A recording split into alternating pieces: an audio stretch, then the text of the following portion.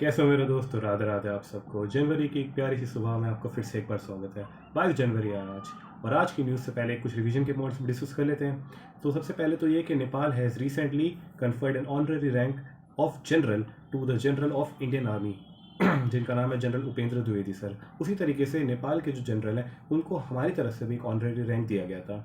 अब बात करते हैं सेकेंड न्यूज़ के बारे में। तो टाटा पावर ने रिसेंटली साइन किया है एक एमओयू एडीबी के साथ, एशियन डेवलपमेंट बैंक के साथ, for financing clean energy projects worth rupees worth actually $4.25 billion in India. Tata power और एशियन डेवलपमेंट बैंक के बीच में ये एमओयू साइन किया गया है। नेक्स्ट बात करेंगे विजन के बारे में। विजन एक तरीके का इनिशिएटिव है जिसकी फुल फॉर्म की अगर बात करी जाए तो दैट इज विकसित Bharat initiative for student innovation and outreach network. ये बेसिकली शुरू किया गया था उत्सव फाउंडेशन के द्वारा, ताकि जो हमारे बच्चे हैं, उन जो स्टूडेंट्स हैं, जो कि उनके जो स्किल्स हैं उनके बीच में गैप आ जाता है कई बार, जो कि हम सब ने आपस में भी फेस करा है। जो हम पढ़ते हैं उसका जो प्रैक्टिकल यूसेज होता है उन दोनों के बीच में काफ़ी ज़्यादा डिफरेंसेस होते हैं। So in order to bridge that gap ये विजन नाम का इनिशिएटिव है वो शुरू किया गया है। नेक्स्ट बात करेंगे Bihar sorry Bihar is going to host Khelo India youth games in 2025 April में। इसके अलावा अगर बात करी जाए तो नेशनल गेम्स जो है वो जनवरी में ही होने वाला है उत्तराखंड में। नेक्स्ट चलते हैं, अब आज की न्यूज़ के बारे में बात करेंगे। आज की न्यूज़ में एक सबसे खास बात यह है कि जो आज 2025 की पहले हमें स्कीम भी मिल चुकी है, तो उसके बारे में भी बात करनी है। तो सबसे पहले हम उसके बारे में बात करते हैं। तो department of commerce has introduced diamond impressed authorisation scheme 2025 to boost global competitiveness of diamond sector. Basically हम जानते हैं कि इंडिया में सूरत के अंदर जो डायमंड्स है उसको पॉलिश करा जाता है और उसके बाद उसको रिफाइंड बनाकर सेल करा जाता है। And we have a great market for this product. और उसी के लिए ही इन ऑर्डर टू एनकरेज और प्रमोट और even develop this sector even more, उसी लिए ये स्कीम लाई गई है। अब बेसिकली इसमें क्या होगा कि अगर कोई आप इंपोर्ट करते हो डायमंड्स का तो उसमें वो ड्यूटी फ्री इंपोर्ट होगा, but only if that is for the purpose of export. ये नहीं कि आपने डायमंड इंपोर्ट करा लिया and you are using it for the local market, तो उसके लिए वहाँ पे ड्यूटी फ्री अवेलेबिलिटी नहीं होगी। बट अगर आप एक्सपोर्ट के लिए करो तो ड्यूटी फ्री आपको डायमंड मिल जाएगा। नेक्स्ट बात करेंगे 1561 करोड़ रुपीस का कॉन्ट्रैक्ट इंक करा गया है हैवी व्हीकल फैक्ट्री, जो कि AVNL कंपनी के अंदर आती है, मिनिस्ट्री ऑफ फाइनेंस के द्वारा। So basically to provide 47 T72 bridge laying tanks for Indian army. तो T72 जो है उस ट्रक के बेसिकली मॉडल का नाम है, और ऐसे 47 ट्रक्स प्रदान किए जाए इंडियन आर्मी को। इसके लिए ये जो है हैवी व्हीकल्स फैक्ट्री के साथ MOU साइन किया गया मिनिस्ट्री ऑफ डिफेंस के द्वारा। नेक्स्ट न्यूज़ की तरफ चलता है। तो यूनेस्को और ministry of electronics and information technology host करने वाले स्टेक होल्डर कंसल्टेशन और AI रेडीनेस असेसमेंट मैथडोलॉजी। ठीक है, तो बेसिकली अगर यूनेस्को की बात आ जाती है, किसी भी अगर कोई इंटरनेशनल ऑर्गेनाइजेशन की बात आ जाती है, when it comes to artificial intelligence और मशीन लर्निंग और सिमिलर टेक्नोलॉजीज़, तो हम बात करते हैं किस तरीके से ये जो इमर्जिंग टेक्नोलॉजीज़ है इसका जितना ज़्यादा हमें फ़ायदा मिलता है, उसी तरीके से फर्स्ट मूवर एडवांटेज का फ़ायदा उठाते हुए जो क्रिमिनल माइंडेड लोग हैं वो इसको नेगेटिव चीज़ों के लिए यूज़ करते हैं। एंड हमारे जैसा जो भोला वाला देश है जहाँ पे बहुत सारे भोले वाले लोग हैं उनका गलत इस्तेमाल किया जाता है और वो इसके शिकार बन जाते हैं। So in order to overcome that situation they talk about the ethical use of artificial intelligence. तो उसी के लिए किस तरीके से we can be prepared and we can be ready, तो उसी के लिए AI रेडीनेस असेसमेंट मैथडोलॉजी जो है वो इंडिया में होने वाला है। यूनेस्को की बात करी जाए तो 1945 में यूनेस्को की स्थापना हुई थी। पेरिस में है इसका हेडक्वार्टर, और जो इसके डायरेक्टर जनरल है उनका नाम है ऑड्रे ऑजोले मैम। नेक्स्ट बात करेंगे, space economy has grown to $8 billion. ये हमारे जितेंद्र सिंह सर ने बोला है। अपार्ट फ्रॉम दैट हम वी आर प्रोजेक्टिंग के by the end of next decade we will touch $44 billion की इकोनॉमी। इसमें बहुत बड़ा जो मेजर फोकस रहता है वो रहता है जो इसरो के, एक तो अभी मैं रिसेंटली उनका पॉडकास्ट देख रहा था एस सोमनाथ सर का, तो उसमें उन्होंने ये भी बताया था कि इट्स नॉट लाइक कि the space sector is not getting enough budget, it's the thing that we are not able to utilize the complete budget and we are normally and mostly left out with an excess or surplus। तो अगर आपको किसी को ऐसा misconception है तो S Somnath sir ने खुद अपने मुंह से ये चीज़ साबित करी कि ऐसा नहीं है कि हमें बजट का मिलता है, but definitely we need more development and programmes. And अगर इसकी बात करी जाए तो इसका सेक्टर है जो कि $8 बिलियन तक ग्रोथ कर चुका है। इसका बहुत बड़ा जो एक रीज़न जाता है वो जाता है इन स्पेस और NSIL जैसी ऑर्गेनाइजेशंस के द्वारा।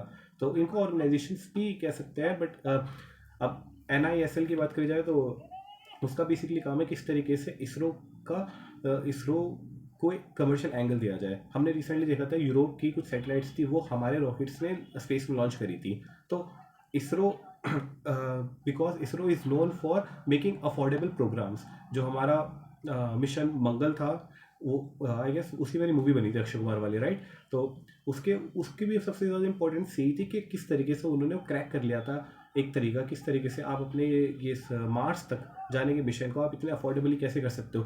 तो in order to utilize gas at every point of time, उन्होंने बोला कि एक बार स्पेस में चले जाएंगे तो स्पेस में वैक्यूम है, एंड कोई अगर एक्सटर्नल फोर्स नहीं लगेगी तो once an object is in motion it continues to be in motion. तो एक सर्कुलर पाथ में हमारा जो रॉकेट है वो घूमता रहेगा, और जैसे ही वो एक पर्टिकुलर पॉइंट पर आएगा उसमें थोड़ा सा अगर हम उसको और ज़्यादा गैस प्रोवाइड करेंगे, एक्सेलरेशन देंगे, तो वो टेंजेंटली थोड़ा सा आगे जाएगा, and then again it will go on उसी डायरेक्शन में घूमता रहेगा, और फिर थोड़ा सा अगर और पुश करेंगे तो और ज़्यादा आगे जाएगा। इस तरीके से उन्होंने बहुत ही अफोर्डेबली उन्होंने अपना जो प्रोग्राम था उसको सक्सेसफुल करा था। एक्चुअली जो ये मूवी में दिखाया था, I am not able to remember exactly. तो इजीली यूरोप वाले भी जानते हैं कि शायद अगर हम अपने खुद के रॉकेट से सेटेलाइट भेजेंगे तो हो सकता है कि वो थोड़ी ज़्यादा एक्सपेंसिव हो। सो दे चोज इसरो, और इससे हमारी कमाई भी हो गई। Apart from that if I talk about in space, तो in space acts as a mediator between the private sector. तो अगर प्राइवेट सेक्टर को भी कुछ अगर स्पेस पे इनोवेशन करनी है और अगर उसमें आगे सक्सेस चाहिए तो वो through in space can coordinate with ISRO. तो these are the reasons why it has touched $8 billion। और ये दोनों जो इन स्पेस है ये भी अभी रिसेंटली बनी है, तो that could be one of the reasons जो जिसने इसको ऐसा ग्रोथ के लिए बूस्ट दिया है। नेक्स्ट बात करेंगे ministry of women and child development के बारे में। तो इनका जो कैंपेन था बेटी बचाओ बेटी पढ़ाओ, उसको 10 साल हो चुके हैं और ये सोनीपत हरियाणा में लॉन्च हुआ था। इसके अलावा अगर बात की जाए तो सुकन्या समृद्धि अकाउंट, जो सुकन्या समृद्धि योजना है, उसके बारे में बात करना हमारे लिए बहुत ज़्यादा ज़रूरी है। ये इंडियन पोस्ट पेमेंट जो बैंक है, फिर इंडियन पोस्ट की बात करी जाए तो उसका यहाँ पे बहुत ही मेजर रोल रहता है। अपार्ट फ्रॉम दैट अगर इस अकाउंट के बारे में बात करी जाए तो आप में से अगर कोई भी, अगर आप किसी को भी जानते हो, कोई भी ऐसी गर्ल चाइल्ड हो जो 10 साल से कम उम्र की हो, तो डेफिनेटली उसका ये अकाउंट ज़रूर खुलवाना, because it is one of the most amazing accounts that I have seen so far, जिसमें 8.2% का इंटरेस्ट मिलता है एंड मंथली बेसिस पर वो कैलकुलेट होता है। हाउएवर क्रेडिट वो साल में एक बार होता है। तो इतना बढ़िया अमेजिंग स्कीम है। अगर इसकी वैलिडिटी की बात करी जाए तो 21 ईयर्स के लिए वैलिड होता है। तो फॉर एग्जांपल कि अगर किसी ने 10 साल में भी इसको बनवाया है तो 21 by the age of 31, till the age of 31 वो अकाउंट जो है वो एक्टिव होगा। इसमें आप 15 साल तक डिपॉजिट कर सकते हो, उसके बाद आप चाहो तो डिसकंटिन्यू कर सकते हो। एंड अपार्ट फ्रॉम दैट अगर मान लो कि कोई फर्स्ट गर्ल चाइल्ड है, बेसिकली 2 गर्ल चाइल्ड्स के लिए अलाउड है, बट अगर फर्स्ट गर्ल चाइल्ड होती है, सेकेंड जो है वो ट्विंस हो जाते हैं, तो उस केस में 3 गर्ल चाइल्ड्स के लिए ये एलिजिबल है। एंड इसमें मिनिमम जो रिक्वायरमेंट होती है वो 250 रुपीज़ होती है एनुअली कंट्रीब्यूशन की, और मैक्सिमम है वो 1.5 लाख रुपीज़ है। इसमें इनिशियल जो डिपॉजिट है वो आप 250 का करवा सकते हो, उसके 50 के मल्टीपल्स में करा सकते हो। एंड अनदर पॉइंट कुड भी कि अगर आपने 250 रुपये जो है वो जमा नहीं करवाए तो क्या होगा। अगर 250 रुपये जमा नहीं करवाए तो कोई बात नहीं आपका अकाउंट जो है वो फ्रीज हो जाएगा, तो आप उसको दोबारा से रीएक्टिवेट करवा सकते हो with a penalty of 50 rupees per year. Apart from that we talk about premature closure. तो ये जो स्कीम है, ये अगर लड़की 18 साल की हो जाती है तो इसको वो विड्रॉ करवा सकती है, या फिर या तो 18 की हो या फिर वो 10th पास कर ले, दोनों में से जो भी पहले आएगा उस केस पे वो 50% जो है लास्ट फाइनेंशियल ईयर का वो विड्रॉ करवा सकती है। एंड उससे पहले अगर बाई चांस कोई सडन कोई भी ऐसी चीज़ आ जाए जिसमें गर्ल चाइल्ड की डेथ हो जाए या फिर उनके जो गार्जियन है उसकी डेथ हो जाए, तो उस केस में आफ्टर 5 ईयर्स जो पैसा है वो विड्रॉ किया जा सकता है। एंड अपार्ट फ्रॉम दैट तो जो उसका टेन्योर है वो टेन्योर के बाद ही जो पैसा है वो उनके सेविंग्स अकाउंट में ट्रांसफर हो जाएगा। एंड आफ्टर अटेनिंग एडल्टहुड जो लड़की है वो खुद अपना अकाउंट जो है वो ऑपरेट कर सकते हैं। बिफोर दैट तो गार्जियन जो है वही उसका ऑपरेट करेंगे। I guess I have covered all the related points apart from this news. And do let me know अगर मेरे से कोई भी एक पॉइंट अगर रह गया हो जो मेरे अभी दिमाग में नहीं आया था। अब नेक्स्ट बात करते हैं, आरबीआई की न्यू गाइडलाइंस आई है अबाउट कॉल्स फ्रॉम बैंक्स। तो हमने इसके बारे में बहुत पहले एक बार डिस्कस करा था, एंड इट्स गुड कि काफ़ी टाइम बाद भी ये चीज़ दोबारा से न्यूज़ में आ रही है, बिकॉज वही चीज़ होती है कि अगर बहुत टाइम पहले की अगर आपने न्यूज़ पढ़ी थी तो ऑफकोर्स यू थिंक यार अब तो बहुत पुरानी हो गई है, अब इसकी न्यूज़ में नहीं आएगी, बट अचानक से दोबारा से अगर न्यूज़ में आ गई तो ये एग्जाम में भी आ सकती है।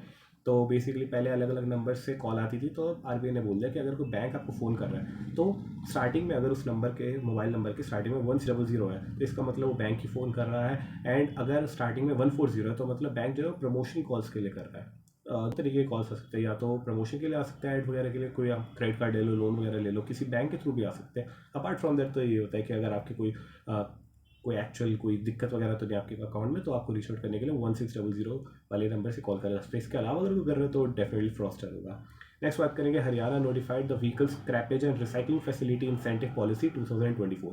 तो बेसिकली नितिन गडकरी जी ने बोला था, बिकॉज वो minister of road transport and है, वो है रोड ट्रांसपोर्ट एंड हाईवेज है। तो उनकी ये जिम्मेदारी बनती है कि जो रोड का जो ट्रांसपोर्ट है वो बहुत अच्छे से और बहुत ही क्लीनली वहाँ पे काम करे। क्लीनली का मेरा मतलब ये कहने का कि इन्वायरमेंट फ्रेंडली हो।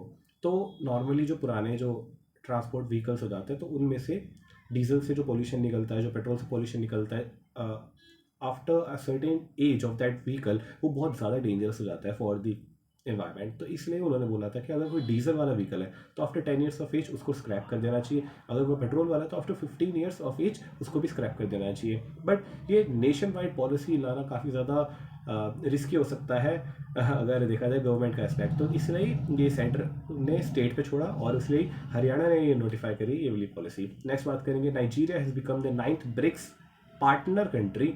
पार्टनर और मेंबर अलग अलग कंट्री से। ब्रिक्स की बात करी जाए तो ब्रिक्स 2009 में बना था और उसकी 11 मेंबर्स कंट्री, जिसमें से 5 जो है वो उसकी फाउंडर मेंबर कंट्रीज है, जो कि नाम में ही है, Brazil, Russia, India, China and South Africa.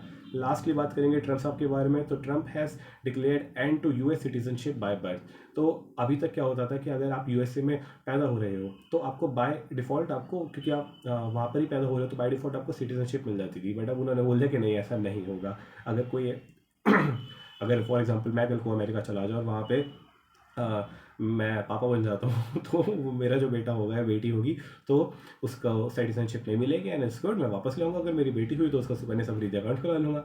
That is it from my side. I hope you like this video. अगर आपको कोई भी डाउट्स हो या फिर कुछ भी ऐड ऑन करना हो, because it's not like I am teaching you something, it's just like I am conveying the same things that you already studied, just to revise you and just to get something, even one more point about any particular news. So that is my whole agenda. Thank you so much for showing so much of your love and support, and it's क्या ही बोलूँ मैं, चलो खैर ज़्यादा कोई point नहीं है video लंबी करने का, बट मैं तहे दिल से आपको शुक्रगुजार हूँ।